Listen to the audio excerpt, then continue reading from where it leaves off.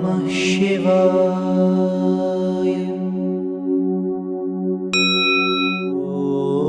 Om Namah Shivaya. Hari Om. Parameshwaraha. This is the 108th name of Lord Shiva. The last name in the Shiva Ashtotra Shatanamavali. Param means the supreme, absolute, the highest, the most profound. And Ishwaraha means the Lord. So Parameshwaraha means the supreme, the profound, the highest, the infinite Lord. It also means Paramascha Asau Ishwarascha. It also means one who is supreme and one who is the Lord, the creator, sustainer, and destroyer of the universe. He is Parameshwaraha. And as the Supreme Lord, He is the Karma Phaladata, He is the giver of the results, and He is the Karma Adhyaksha who enlivens our equipment and enables them to function. Hence, He is the Supreme. Though we may worship Devatas,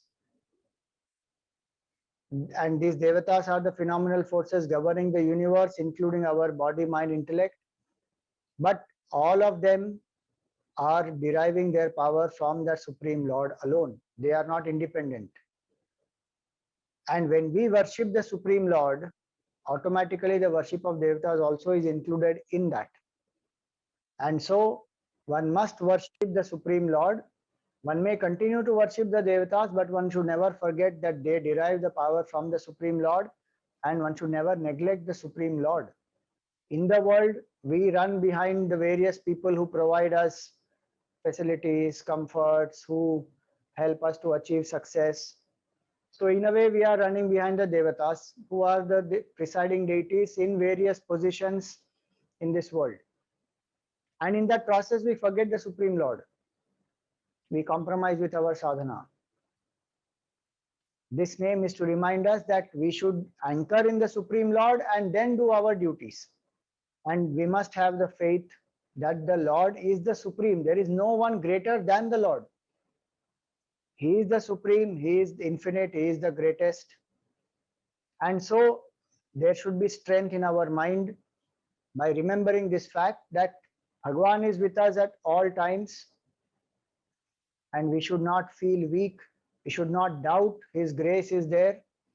His grace is always there with us. We only have to open up ourselves to it. Bhandanaji Maharaj used to say, Bhakt Bhagavad Kripa ki apeksha nahi karta, samiksha karta hai. A devotee does not wait for the grace of the Lord. The devotee perceives the grace of the Lord in everything. So knowing that the Supreme Lord is with us every single moment, He is inside us, He is outside us, He alone is all pervasive, and all actions happen by His grace, and all results also come by His grace, we attain peace, strength, and we face life without any fear, with tremendous confidence and great love in our heart. And He also is the Supreme Lord who can bless us not only with material prosperity, but all the spiritual qualifications that are required, the purity of mind that is required, single pointedness that is required, and Atma Gnan also that is required.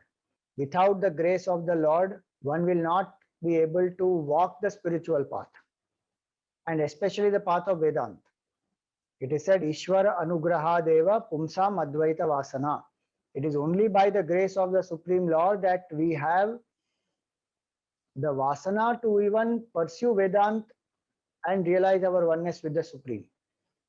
So He is the one who brings us the environment out of His grace, gets us satsang, comes in the form of the Guru, guides us, helps us to overcome obstacles, and ultimately destroys our ignorance and merges us with Him. Hence, He is Parameshwaraha. No one else can do that. May that Supreme Lord Parameshwaraha bless all of us May we become aware that his blessings are there with all of us, and may we be worthy of all those blessings. The first name is Shivaha, the last name is Parameshwaraha. So if we put both these together, it means Shiva is Parameshwaraha. This stotram concludes here with these 108 names, and the Falashruti says what are the benefits and the results one attains by chanting these 108 names of the Lord, by chanting this stotram. As we know, this stotram has 13 verses with a dhyana shloka and Falashruti, and this is found in the Shankara Samhita of the Shiva Rahasya Khanda in Skanda Purana. So it is said in the Falashruti that Mother Parvati chants this stotram, and this stotram is the essence of the Vedas, because many names of Lord Shiva which are mentioned here are found in the Vedas, and she became very dear to Lord Shiva. Lord Shiva is pleased when one chants these names with love and devotion. And it is also said that Mother Parvati chanted this stotram 3 times a day for 1 whole year, and she attained oneness with Lord Shiva in the form of Ardhanarishwara, half body of Shivji and a half body of Mother Parvati. One who chants this stotram gets the merits of chanting the Rudram. So if one chants 3 times, morning, afternoon, evening, during the Trikala Sandhya, it is equal to the merits attained by chanting the Rudram, which is a very long portion in the Vedas and not very easy to chant. It has various intonations. But this is a simple stotram found in the Skanda Puran without any intonations, easy to memorize, and one can chant this 3 times a day. One would get the benefit of chanting Rudram 3 times a day. Because as we saw, many names are found even in the Rudram. This stotram has many such names which are found in the Rudram also. And hence, chanting this gives the benefit of chanting the Rudram. See, the beauty of this culture is those who are able to chant the Rudram, those Vedic mantras have their own power, they have the intonations, and they have a different impact. But if people are not able to follow, it may not be easy to memorize, it may not be easy to remember the intonations, then our culture gives alternatives. And very simple alternatives which everybody can follow. So there are certain things which certain people can do because they are difficult, but there are certain things which everybody can do because they are made simplified and easy without losing the essence of the difficult things.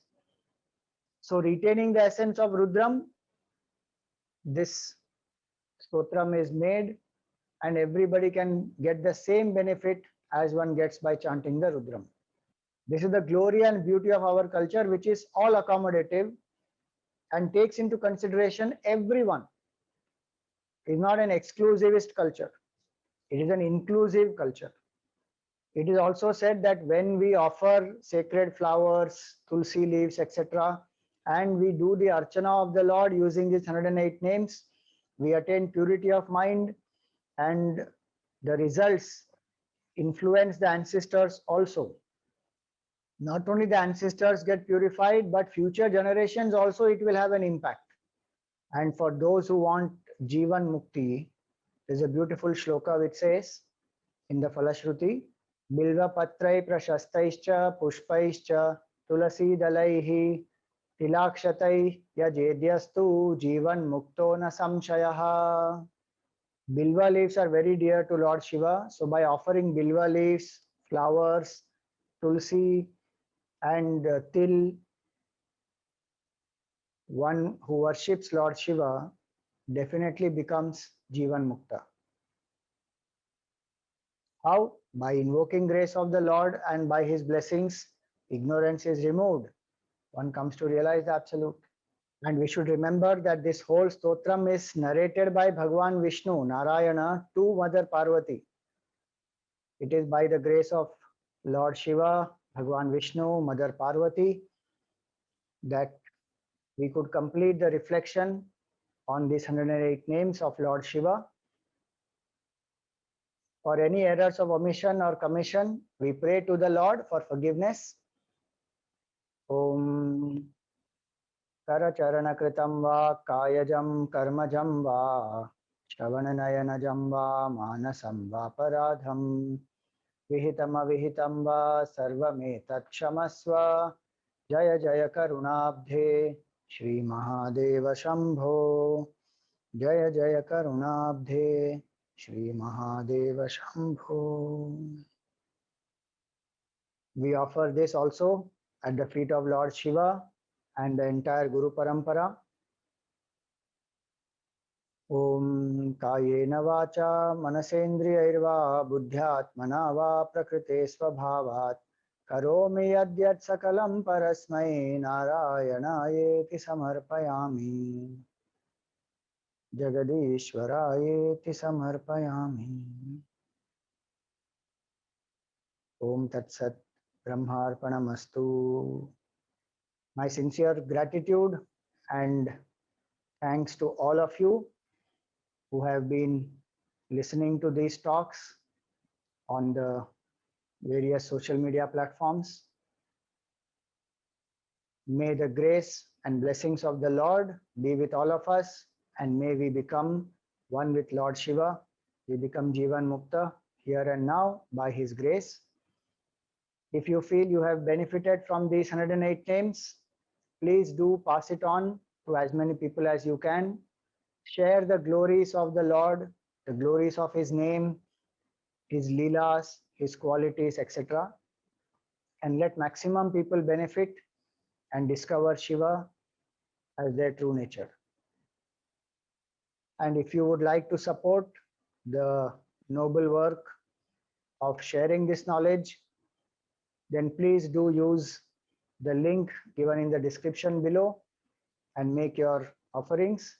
It will be used for the selfless work of reaching knowledge to maximum people, empowering their lives, and for all the various seva projects that we have taken up in Chinmay Mission. Thank you. Hari Om. In our tradition, we always chant the first verse once again to symbolize that we will continue to study and reflect on this text. Om Shivo Maheshwara Shambhu Pinaki Shashishekharah Vamadevo Virupaksha Kapardini Lalohitaha. Hari Om. Thank you.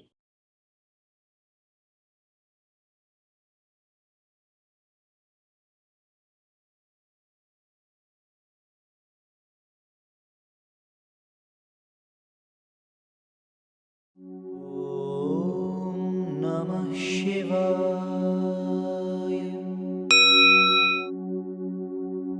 Om Namah Shivaya.